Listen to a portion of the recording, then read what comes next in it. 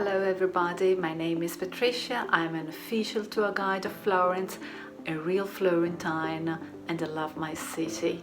I want to tell you that I miss you so much. I know it's not your fault, you couldn't come, you cannot come now, but don't worry, everything will be okay very soon and you will be able to visit Italy again. In the meantime, I send you some pills of Florence. I hope you like them. Enjoy yourself.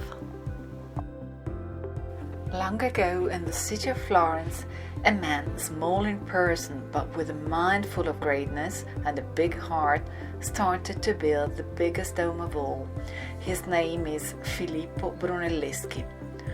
On August 7th, 1420, exactly 600 years ago, Filippo started to raise the huge dome of the biggest church of Christianity, Santa Maria del Fiore.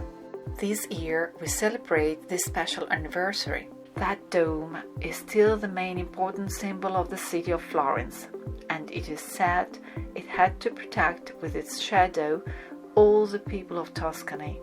In 1370, the big church was almost completed, only the big dome was missing.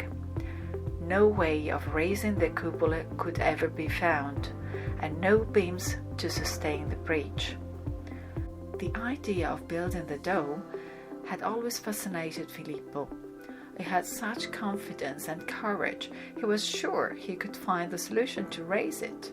He was determined to have the commission.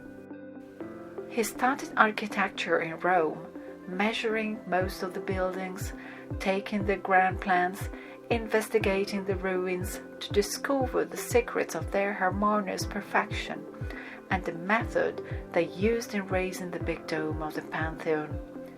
Then he studied the ancient buildings of Florence.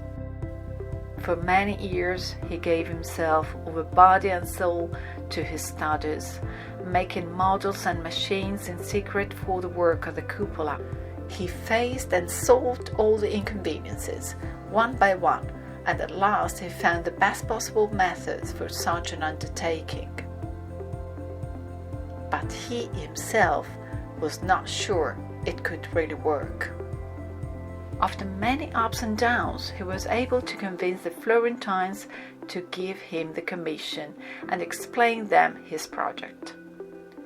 But as they had not grasped it all, to avoid any possible failure, they decided to give him also a companion, Lorenzo Ghiberti, a sort of controller. Lorenzo Ghiberti was a fantastic artist who had given proof of his genius in the doors of the baptistry. He made the famous beautiful Door of Paradise.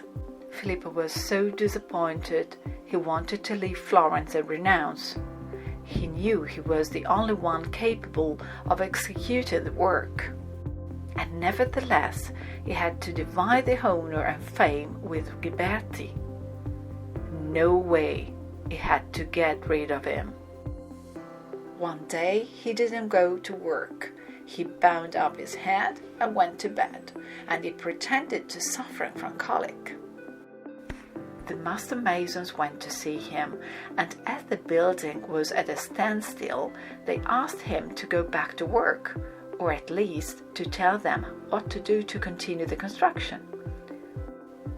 And Filippo answered, "You have Lorenzo, let him do something." As time went by, the master masons understood that the illness of Filippo was nothing else but the desire to be alone, without Lorenzo. Finally, Lorenzo was removed from the work, and Filippo remained the only superintendent and completed alone the impossible undertaking, the big dome of the city of Florence.